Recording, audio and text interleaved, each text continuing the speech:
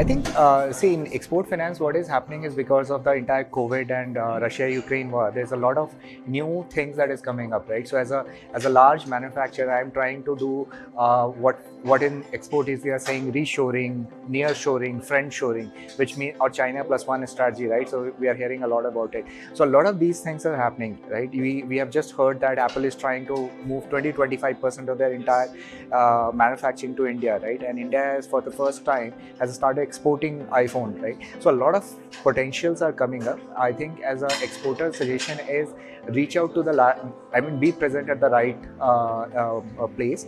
Also take the benefit of all these PLI schemes which is coming up, and or a lot of different that subvention that the government is giving. And from the financing perspective, of course, the government has put up Gift City, and Gift City there is a lot of benefit that the government is giving on in terms of to exporters, also shifting business or doing business from Gift City, right? So Gift City, they are developing it more like a Singapore or a Dubai hub, and trying to give a lot of leeways to Gift City to work for exporters to work out of that, right? So we are KredX is one of the first to go live as an international trade financing services out of Gift City, and we're registered with IFCA, and we are helping a lot of exporter to get that export financing done through us at a much lower cost than what they earlier used to do. So I think my suggestion to all the exporters is to get the maximum benefit of the export benefits that the government is doing, and for financing they can reach out to people like us or other people who can help them in the export financing.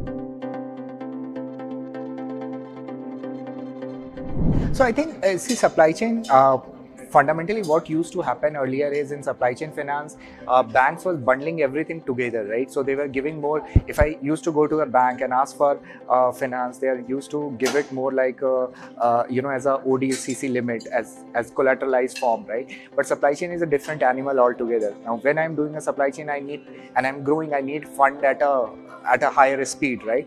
And that is where these technology things that is coming up. So RBI has this TREDS platform, which is basically any MSME can register on the TREDS platform.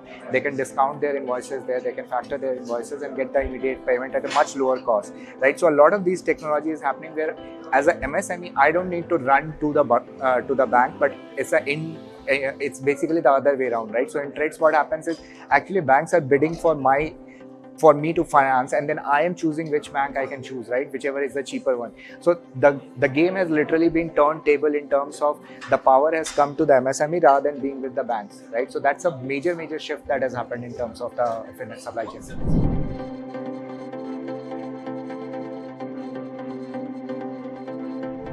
I think if you are selling to any other businesses, you should look for supply chain finance. And if your business is growing, then you should definitely. So typically what happens is, unlike B2C payment where you are cash and carry, right? You go, you buy, you pay, right? In B2B business, it's what happens is you have to buy and the payment will happen after some time, right? So if your payment is getting delayed, but you have to grow, right? Then you have to use supply chain finance to grow faster, right? Think about a scenario where you have a 10 lakhs rupees, you produce something, you sold it. Now you are waiting for the money to come, and the money will come back in 90 days. So in a 1 year, you can only produce 4 times. But if you are using supply chain finance and you are using this 10 lakhs back too, you are actually producing 365 days, right? So your margins is reducing, but your basically revenue and profit is increasing many folds.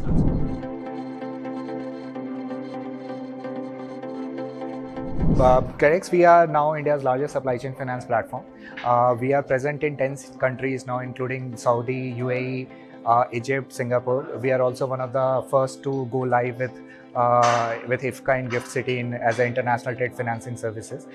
We cover the entire spectrum of supply chain. So upstream of supply chain is vendor supply, downstream of supply chain is dealer, distributor, retailer, and even export financing part. We also are into B2B payments, which is basically any larger B2B vendor payments, etc. can happen through us, and we are also MasterCard certified B2B payment partners. So in the last 1 year, we have grown tremendously with many new verticals that we opened up. In the festival season itself, we have disbursed around 1,500 crores in just the session when we starting from Independence Day going up till Diwali. Between these 2 months' time, we have disbursed more than 1,500 crores on just one side of domestic business of the supply chain. So we are going very fast on the B2B payment side. Also, we are now clocking closer to 1,000 crore a month in terms of the payment that we are doing on the B2B payment side itself. So yeah, business is growing, and keeping my finger crossed that it will continue to grow.